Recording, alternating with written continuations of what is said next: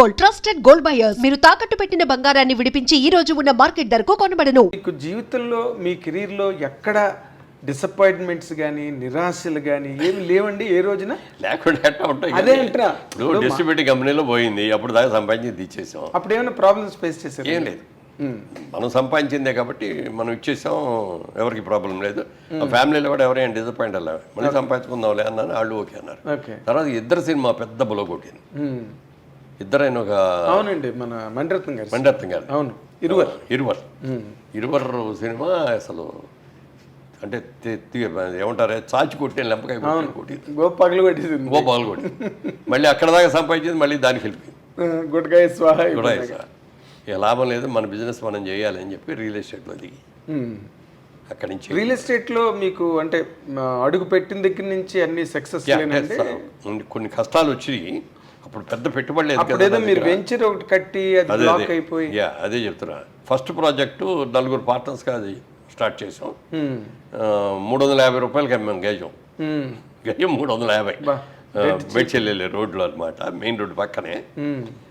ఇప్పుడు అది అక్కడ ₹1,00,000 అయింది. అవును, అసలు టచ్ చేయలేరండి. అవును. సో అది ఎంఎం బాగానే ఉంది, అది బాగానే ఉంది అన్న తర్వాత నెక్స్ట్ ప్రాజెక్ట్ ఎక్కడ చేద్దాం అనుకున్నప్పుడు ఈ జూబ్లీ హిల్స్కి దగ్గరలో ఉన్నది మాదాపూర్లో చేద్దామని ఇక్కడ కొన్నాం అనమాట. ఇక్కడ 30-40 ఏకర్స్ కొన్నాం. కొన్ని లేఅవుట్ చేయటం, అప్పుడు బిల్డింగ్ కన్స్ట్రక్షన్ లేదు. అది ₹750 అట్లా అమ్మాం. ఇవాళ 2 లక్షలు ఉంది అది. అవును, కొనుక్కున్న వాళ్ళందరూ బ్రహ్మాండమైన హ్యాపీ. చాలా అయ్యో మనం ఉంచుకుంటే మనకే మిగిలేదు, కానీ ఏ రోజు నేను అనుకోలేదు. మన దగ్గర ఉన్న డబ్బులు కొన్నాం, డెవలప్ చేసాం, అమ్మేసాం, ఆ లాభం తీసుకున్నాం, ఇంకోటి కొన్నాం, చేసుకుంటే తప్ప ఇది ఉంచుకుందాం అనేది లేదు. సో అందుకని నా దగ్గరకు వచ్చిన కస్టమర్ ఎంత హ్యాపీగా ఉంటే నేను అంతకంటే ఎక్కువ హ్యాపీగా ఉంటాను. అదేలేండి, అంటే మీరు ఎక్కడ బ్లాక్ అవ్వలేదు, రొటేషన్లో వెళ్ళిపోయారు. తర్వాత ఏంటంటే నాకున్న టాలెంట్కి కానీ ఇది నేను మొదటి నుంచి చెప్తున్నా కదా, నేను ఒక సగటు మనిషిని అని. దేవుడు నాకు అంతకంటే ఎక్కువ ఇచ్చాడు, చాలు. అవును, కోరుకుంది కూడా ఇచ్చాడు దేవుడు, చాలు అనుకున్నాను తప్ప. అందుకని ఎక్కడ నెగిటివ్ థాట్ అనేది రాలేదు. తర్వాత నేను ఎప్పుడు పాజిటివ్ థింకింగ్, ప్రతిదీ ఏ విషయం వచ్చినా ఏ ఇష్యూ వచ్చినా పాజిటివ్గానే ఆలోచిస్తాను తప్ప నెగిటివ్గా అసలు ఆలోచించను. నాగేంద్ర కుమార్ వస్తున్నాడంటే నేను ఎందుకు వస్తున్నాడు, నన్ను ఏం అడుగుతాడు, ఏదైనా ఇది చేస్తాడా అనేది చూడను. అదేలేండి, చాలా నవ్వుతూ పలకరిస్తాను, చాలా సరదాగా గడుపుతాము. అబ్బాయి అసలు మీ దగ్గర నేను ఇప్పుడు ఇన్నాళ్ళు బట్టి మిమ్మల్ని చూస్తున్నా కదా సార్, ఎప్పుడు ఆ చక్కటి ఒక చిరునవ్వు, అంటే ఆ ఫేస్లో కూడా ఏదో కనిపించాడు కదా మొహమాటానికి నవ్వుదాంలే అలా ఎప్పుడు లేదు. అఫ్కోర్స్ మనం ఇన్నాళ్ళు మెడ్రాస్ నుంచి ట్రావెల్ అయిన అనుబంధం కావచ్చు, బట్ అందులో కూడా మీరు చాలా పర్ఫెక్ట్గా ఉండే ఇండివిజువల్ అండి. ఇప్పుడు ఈ డిసప్పాయింట్మెంట్లు అన్న పాయింట్కి వచ్చినప్పుడు మీ సినిమా కెరీర్ తీసుకుందాం, ఎందుకంటే అది ప్రిడామినెంట్ కెరీర్ మీ జీవితంలో. ఇవన్నీ కూడా సైడ్ థింగ్స్, రియల్ ఎస్టేట్ కానీ, రాజకీయాలు కానీ, ఇంకోటి కానీ. ఇందులో ఒక నటుడుగా నేను ఇలాంటి క్యారెక్టర్ చేయలేపాను, లేకపోతే ఇలాంటి క్యారెక్టర్ చెయ్యాలి, ఎందుకంటే మీ ఎదురుగుండా రామారావు, నాగేశ్వరరావు ఒక అద్భుతమైన క్యారెక్టర్లు చేసి వాళ్ళు అజరామరమైన కీర్తి ప్రతిష్టలు తెచ్చుకున్న దాంట్లో. ఇప్పుడు కృష్ణ గారు ఉన్నారంటే ఆయన ఏదో ఒక కౌబాయ్ ఫిల్మ్స్, అల్లూరి సీతారామరాజు అని ఆయన, సోహన్ బాబు గారేమో ఇద్దరు హీరోయిన్లు, మల్లెపువ్వు ఇలాంటి సినిమాలు. ఆయన మీకు ఎప్పుడు అలాంటివి అనిపించలేదండి? అంటే అసలు ఫీలింగ్ లేదు, ఎందుకంటే మొదటి నుంచి నేను సినిమా యాక్టర్ అవ్వాలని కోరుకున్నడితే అంబిషన్స్ ఉండే, ఈ క్యారెక్టర్ చేయాలి, ఆ క్యారెక్టర్ చేయాలి, అది చేయలేకపోతున్నామని.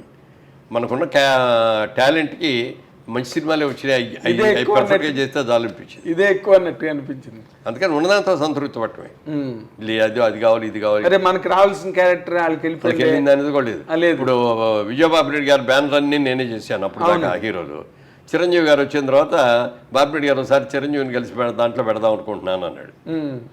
అంటే అని నాకు పరిచయం లేదు, పరిచయం చేస్తావా అన్నాడు. రా తీసుకెళ్తానని నేనే తీసుకెళ్ళి అక్కడ నేను పరిచయం చేసి ఇంటికి వెళ్ళిపోయాను. అక్కడి నుంచి చిరంజీవి గారు హీరో చేశాడు. అయినప్పుడు కూడా అయ్యో నా బ్యానర్ కొట్టేశాడు చిరంజీవి అని నేనేం ఫీల్ అవ్వాల, లేకపోతే నాకంటే వెనకొచ్చిన చిరంజీవికి ఇంత పుచ్చుకుంటున్నాడు, నాకు ఇంతే వస్తుంది ఏంటని నేను ఎప్పుడు ఫీల్ అవ్వాల. ఆయన టాలెంట్కి అది వస్తుంది, నా టాలెంట్కి ఇది వస్తుంది. ఓకే, అందుకని ఆ నెగిటివ్ థాట్ లేదు. ఎవరన్నా మీ గురించి బ్యాడ్గా మాట్లాడుతున్నారండి అని చెప్తే కూడా ఏమన్నా ఆయన అట్లా ఉన్నాడని చెప్పి దూరంగా ఉండేవాడిని తప్ప, కలిస్తే ఎదురుపడితే హలో అంటే హలో అనుకునేవాడు, అంతవరకే. ఓకే, అంతే తప్ప అతను నన్ను విన్నాడు నేను ఇంత అనాలి, ఇద్దరి మీద కక్ష తీర్చుకోవాలి అనేది ఆ నెగిటివ్ లేదు. అంటే మీకు నాకు అనిపించినంత వరకు మీకు టైం లేదు అసలు అలాంటి ఆలోచనలు. అంటే బిజినెస్ వైపు నెక్స్ట్ ఏం చేయాలన్న ఆలోచనలతో ముందుకెళ్ళిపోయారు తప్పితే, ఇప్పుడు చిరంజీవి గారు ఒక్కసారి బాపినేడు గారి బ్యానర్లో అడుగుపెట్టిన తర్వాత ఇంకా బాపినేడు గారు ఆఖరి వరకు చిరంజీవి గారితోనే తీశారు, ఆఖరి వరకు కూడా. ఇప్పుడు మీకు చిరంజీవి గారికి అంత ఫ్రెండ్షిప్ ఉండేదండి? అవును, అంటే మనమూరు పాండవులు జయకృష్ణ గారును కృష్ణదాస్ గారు బాపు గారు డైరెక్షన్ చేశారు. అవునండి, కంబైన్డ్ ప్రాజెక్ట్. అందులోనేమో కృష్ణుడు క్యారెక్టర్ లాంటిది అయింది. ఇందులో హీరోయిన్ సపరేట్ అదో క్యారెక్టర్, ముద్దు సన్నాసి పాట. దాంట్లో ధర్మరాజ్ క్యారెక్టర్ నాకు ఇచ్చారు. భీముడేమో ప్రసాద్ బాబు, అర్జునుడేమో చిరంజీవి గారు, నకులు సహదేవుడేమో పేరు లేదు గుర్తులేదు వాళ్ళు. ఆ సినిమా అప్పుడు ఇక మేమందరం 5 అన్నదమ్ముల్లా కలిసిపోయాం అనమాట. వాళ్ళందరూ నన్ను అన్నయ్య అని పిలిచేవారు. నేను వాళ్ళేమో తమ్ముడు క్యారెక్టర్ కాబట్టి పేర్లతో పిలిచేవాడిని. అలా చేసి షూటింగ్ లేకపోతే అందరం కలిసి సినిమాలకు వెళ్ళిపోయేవాళ్ళం. ఈ 5 కలిసి సినిమాలకు వెళ్ళిపోయేవాళ్ళం. అవి వచ్చేసరికి బయటకు వచ్చినప్పటికి అప్పటికి మంచి రైజులో ఉంది నా ఇది కెరీర్. మీరు బయటికి రాగానే అందరూ వచ్చేసి ముగేసేవారు, సంతకాలు గింతకాలని ఎవరు షేక్ హ్యాండ్ లేనివారు, ఇవన్నీ చూస్తుంటే ఒక రోజు అన్నాడు చిరంజీవి గారు. అప్పుడు ఇంకా ఆయన సినిమా రిలీజ్ కూడా కాల, మనూరు పాండ జరుగుతుంది. అన్నయ్య రేపు పొద్దున్న నాకు కూడా ఇటు వస్తారా అన్నాడు. దీని మీద 10 రెట్లు వస్తారా నీకు? ఎలా చెప్పారు సార్? ఎలా చెప్పాను అంటే, ఆయన కొత్త సినిమా, మొట్టమొదటి సినిమాది. దానికి ముందు ఏదో పునాదిరాళ్ళు ఏదో చేశారు. ప్రాణం ఖరీదు కూడా ఇది జరుగుతూ ఉండగానే వచ్చింది అది. కాబట్టి అది ముందు రిలీజ్ అయింది, ఇది లేట్గా అయింది. అప్పుడు మేమందరం కలిసి కూర్చున్నప్పుడు అతను నేనే ఉండవు, మీ ఇష్టం వచ్చిన సాంగ్ ఏంటి ఏదైనా, నేను డ్యాన్స్ చేస్తాను ఇవ్వడు. అంటే తెలుగా, ఇంగ్లీషా, హిందీ అంటే ఏ లాంగ్వేజ్ అయినా మ్యూజిక్ సౌండ్ అంటే దానికి తగ్గట్టుగా రిథమిక్గా చేసేవాడు. అది డ్యాన్స్ అంటే భరతనాట్యం కాదు, క్లాసికల్ డ్యాన్స్ ఇంకోటో కూడా కాదు, మ్యూజిక్కి తగ్గట్టుగా గంతులు వేసేసి చేసేవాడు. మనం బలి చేస్తున్నాడే, ఇక ఇంతకంటే కావాల్సింటే ఎలాంటి ఏంటి అనుకున్నాం. తర్వాత అతనిలో అడ్వాంటేజ్ అంటే కళ్ళు ఎక్సలెంట్ కళ్ళు అండి. కళ్ళు కోపంగా చూశాడంటే అసలు చాలా ఇదిగా ఉంటుంది. అలాగే నవ్వుతూ కామెడీ కూడా బాగా చేయగలడు. మంచి టైమింగ్ అండి, మంచి టైమింగ్ ఉంది. అప్పుడు కృష్ణనాథ్ గారు అన్నాడు ఒక రోజున, మురళీమోహన్ వీడు మంచి విలన్ అవుతాడయ్యా మన తెలుగు ఇండస్ట్రీలో, బాగున్నాడు అన్నాడు. ఇండస్ట్రీలో విలన్ అవటం ఏంటంటే బాబు, ఇండస్ట్రీకి మొగుడు అవుతాడు చూడండి. ఫస్ట్ సినిమా రిలీజ్ అవ్వకముందే అన్నా నేను. అవునా? అది ఈ మాట నాతో అరవింద్ గారు కూడా అన్నారండి.